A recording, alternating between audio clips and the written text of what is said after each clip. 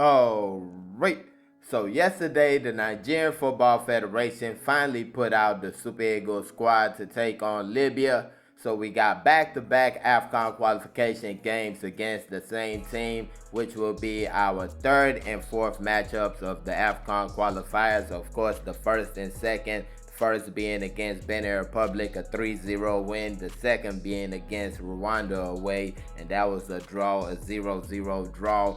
And now we'll be taking on Libya within a week, twice within a week.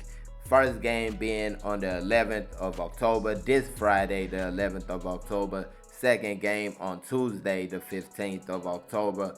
So real quick turnover when it comes to these games.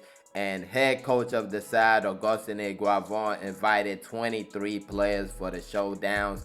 3 goalkeepers, 7 defenders, 6 midfielders, and 7 forwards. Now, not too many changes made from the squad that played in the last international break. One big miss, of course, Victor Osimhen, not on the list. But we do have a player included that a lot of people have been asking about and wanting in the team ever since the season started. But before we get into the list, please make sure to like this video. It really helps the channel, just like commenting on the video and sharing the video. Also subscribe to the channel if you haven't already. Thank you very much. So yeah, starting with the goalkeepers. As you see, the same exact goalkeepers that were selected the last go around. Only difference this time around is they actually spelled Amos Obasogie right. Last time they said Amos Omorige. I don't know what that is, but Amos Obasogie's name spelled correctly. Stanley Wabali, Maduka Okoye. Maduka Okoye keeps on putting up great performances in the Serie A, while Stanley Wabali keeps on putting up great performances in South Africa and for the Super Eagles. So that's a tough one right there. Good competition if you ask me. You move to the defenders, and the only thing that really jumps out at you on the defender side is Benjamin Taminu.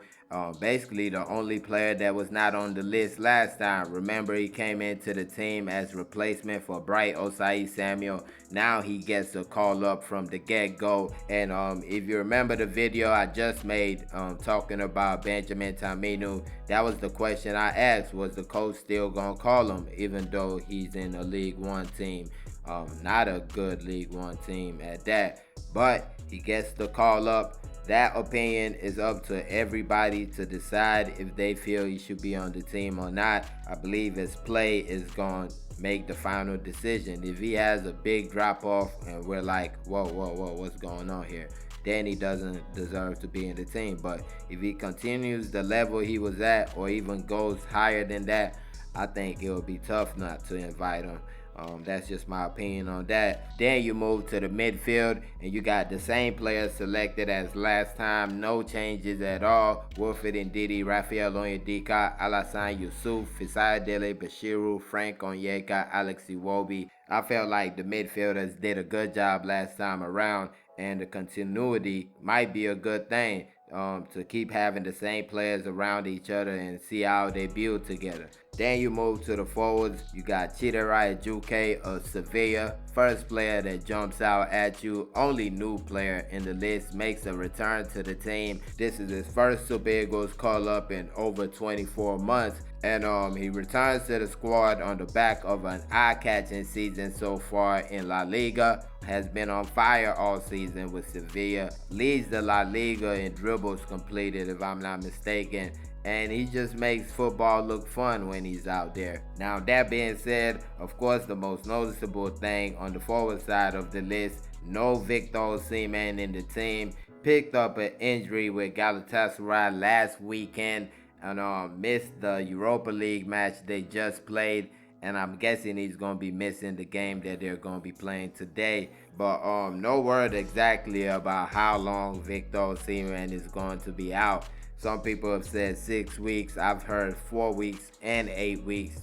All numbers being thrown around. I'm not going to speculate, but if I do get information, I will give it to you guys, so stay in touch with this channel. Now, of course, you got a number of players that were not selected that I'm sure a lot of people would think should have been selected. Olisah Ndah, the only player omitted from the last list, the Orlando Pirates central defender, I felt like he was good when he came on as a sub against Benin Republic. And you also got midfielder Cristianos Uche of Getafe. Of course, he just moved to Getafe this season. No caps for the Super Eagles. I don't think he has played for any youth teams. I might be wrong about that, because I think he came from the amateur level. But he has been having a good season so far in La Liga, so you might have expected him to make the team. Then you got Gift Orban of Lyon. Of course, he was called up before, came to camp and got injured, had to go back to his team, and ever since then has not gone to call up for the Super Eagles. Then you got the Togo laying in the background. He can play for Togo. He has said he wants to play for Nigeria though, but things can change in football. Gift Orban, a forward, has not been having the same type of stats as he had before he left Belgium. In France, it's been kind of tough, not always in the starting lineup and things like that. But he's still a good player, and is a player that I'm sure will have his time in the Super Eagles. You also got Zaidu Sanusi, who's out injured, normally the left back for the team, but he's still out injured. Now, speaking of missing, another thing missing from the list is are NPFL players. There are no NPFL players on the list. Normally we would have one goalkeeper on the list, but Amos Obasogi, who was that goalkeeper, has made that move, I guess, to Ethiopia. I ain't know about it until right now, honestly. And so that goes that slot. But of course, the home base team do have the qualification matchups coming up at the ending of this month, the Chan qualification matchup. And to be honest, I don't even think we have a team as of now. And that's a problem right there, because if you had a team and you've probably played one or two friendlies, you would know the one or two players that you would need to put into the team just to get the experience. They don't have to play in the 2 AFCON qualification matches, but they could just get there, train with the team and whatnot. But since you're not already prepared, that opportunity has passed us by, and that's kind of messed up right there. So I'm holding the NFF responsible for the no NPFL players in the team right now, because if you had been getting ready for this AFCON, these Chan qualifiers coming up, you would have known your team and the coach would have known who to bring in. Now for me, when it comes to the list, not too many issues with it. Maybe the Olisah die for Benjamin Taminu situation. I think Olisah should have gotten that spot, but outside of that, I have no problem with it. And the reason why is that you have such a short window. You have less than a week to play 2 matches. The players are expected in camp tomorrow, the 7th of October. First match will be on the 11th of October. And what the coach is doing is selecting players who already know what to expect. These are players you are already in camp with. So now they come in, they know where to get in line at. They don't have to step on any boundaries because they already know what's up with this coach. They know how he wants to play. They can just fit into the system because he has worked with them already, instead of bringing a new player that has to learn everything from the jump, and you only got 1 or 2 days left and he's still trying to understand what the coach wants him to do. So I think this is pretty good right here. You're building a team, you're building chemistry, and let's see how it goes. Yes, you can add the 1 or 2 players like Chidera Ejuke coming into the team, definitely deserves it. But I also understand and respect what the coach is doing with the selection process.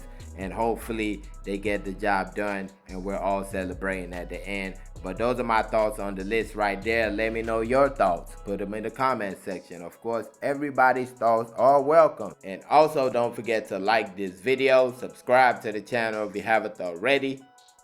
Thank y'all for watching. Peace.